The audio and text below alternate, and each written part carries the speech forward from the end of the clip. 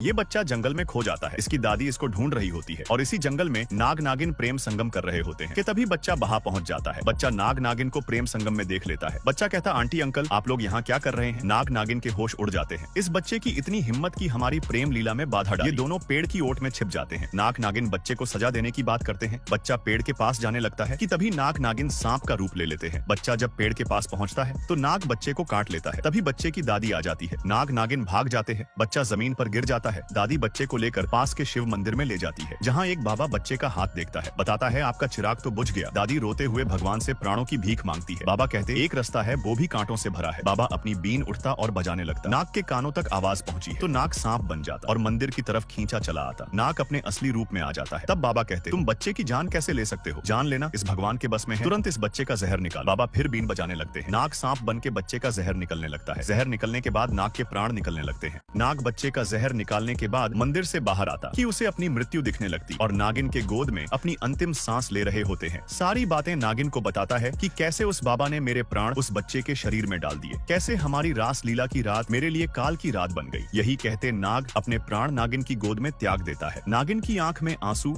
और आसमान में चमकती बिजली ये बताती है कि नागिन की जिंदगी पूरे तरह खत्म हो गई। नागिन की आंखों में बदले की भावना जाग गई। वो बाबा और उस बच्चे को मारने के लिए जाती कि तभी उसे कोई मायावी शक्ति रोक लेती। इतने में नाग देवता प्रकट हो जाते हैं। वो कहते, तुम दोनों ने अपनी शक्तियों का गलत इस्तेमाल किया। मैंने तुम दोनों को धरती में नागमणि की रक्षा के लिए भेजा था और तुम लोगों ने एक बच्चे को मार डाला। अरे बच्चे तो भगवान का रूप होते हैं। मैं तुम्हें श्राप देता हूँ कि तुम भी अपने पति की तरह मर जाओगी। ये अब कहकर नाग देवता वहां से चले जाते हैं, लेकिन नागिन अपना बदला नहीं भूलती और उस बाबा के पास शिव की माँ का रूप धारण करके जाती है। बाबा को मारने के लिए अपने असली रूप में आ जाती है। बाबा की आंखों में डर दिखाई देता है। नागिन बाबा के गर्दन पर काट लेती है।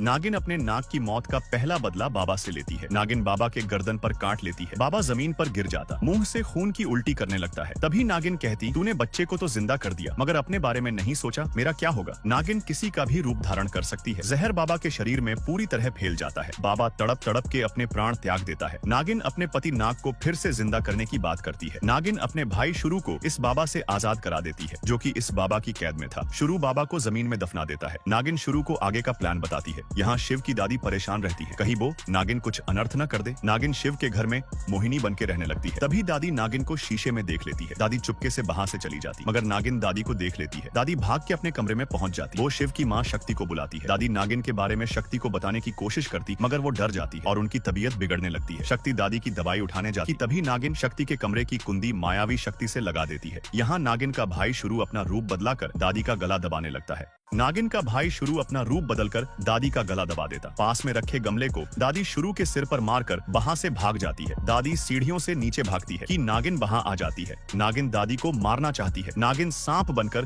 सीढ़ियों पर दादी के पैरों से टकरा जाती है और फिर दादी सीढ़ियों से गिरती हुई नीचे आ जाती। सिर में चोट लगने से बेहोश हो जाती। उन्हें तुरंत अस्पताल ले जाया जाता है। यहाँ शक्ति दरवाजा खोलने की कोशिश करती है। नागिन शक्ति के कमरे के पास आ जाती। दरअसल ये दरवाजा नागिन ने ही बंद किया था। नागिन सांप का रूप धारण कर दरवाजे से अंदर चली जाती। कमरे के अंदर जाकर नागिन मोहिनी का रूप ले लेती। शक्ति डर जाती है। नागिन शक्ति को बताती है कि मैं अपने पति का बदला तुम्हारे पति को मारकर लूंगी। दरअसल नागिन दरवाजे के अंदर नहीं गई थी। वो बाहर ऐसा सपना देख रही थी कि तभी शक्ति के पति, जो कि एक डॉक्टर है, वो शक्ति को फोन लगाते, मगर शक्ति का फोन उनसे दूर रखा होता है। अस्पताल से शक्ति को लेने ड्राइवर को पहुंचते हैं। ड्राइवर दरवाजे को खोलता और दादी के साथ घटना को बताता है। यहाँ नागिन नर्स का रूप धारण करके शक्ति के पति डॉक्टर के पास आ जाती। नागिन डॉक्टर के हाथ में बंधा सुरक्षा कब्ज का धागा निकालने के लिए कहती। नागिन दादी को मारने के लिए अस्पताल में नर्स बनकर जाती है। शिव दादी का ऑपरेशन करने जाते कि तभी नागिन जो नर्स बनी है वो शिव से हाथ में बंधा सुरक्षा कब्ज का धागा निकालने को कहती है। दरअसल ये धागा बाबा ने परिवार की सुरक्षा के लिए शिव के हाथ में बांधा था। शिव धागा काट देते हैं। शक्ति दादी को देखने अस्पताल आ रही होती कि धागा कटने से गाड़ी का एक्सीडेंट हो जाता है और ये सब छुपकर नागिन का भाई शुरू देख रहा होता है। ड्राइवर को सिर में चोट लग जाती है। शक्ति जैसे तैसे अस्पताल पहुंच जाती है, मगर वहां शिव नाराज हो जाते हैं कि दादी सीढ़ियों से गिर गई, मगर किसी ने उन्हें देख नहीं पाया। शिव नाराज होकर वहां से चले जाते हैं, लेकिन वो फिर लौट आते हैं और शक्ति को गले लगा लेते हैं और ये सब नागिन छुप के देख रही होती है। नागिन वहां से जाने लगती कि तभी शिव उसका पीछा करने लगते हैं। शिव उसे रोकते हैं, मगर नागिन नहीं रुकती और स्टोर रूम घुस जाती है और गेट बंद कर लेती है। शिव दरवाजे को खोलने के लिए कहते, लेकिन नागिन दरवाजा नहीं खोलती, तो शिव दरवाजा तोड़ देते। नागिन अपने असली रूप में आकर गेट से निकल जाती है। इतने में शक्ति शिव के पास आती है, तो शिव नर्स के बारे में बताते हैं।